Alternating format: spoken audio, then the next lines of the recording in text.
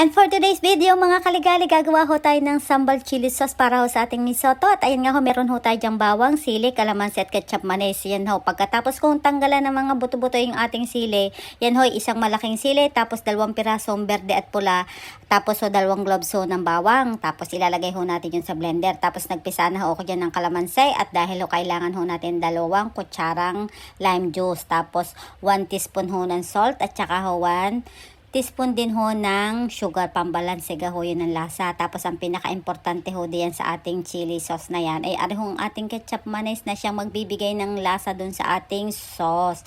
Ayan nga ho, tinataktak ho yun at talagang naubusan. Buti na lang at talagang may reserba ho kung isa pang bote. Ayun ho, yun para ho mausto natin. Yan ho, 1/2 cup ho ng ating ketchup manis. Ayan ho, pag yun ho ilagay natin na pagsama-sama ho dun sa ating blender na yun, saka ho natin uumpisahan ho yang i-blender ng papagayan. Ayan.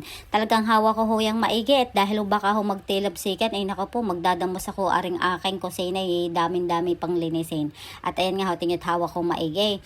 Sinilip ko ho diyan at tiningnan ko ho kung na-blend ga ho ng maayos yung ating mga sili-sili down, kung nadurog bagak, maigi.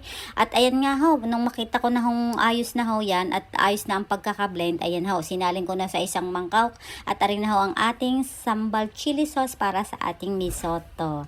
Ayan ho, kadali ho na ano. Ayan siya. Thank you po sa mga nagpa-follow at nanonood sa aming mga video. God bless!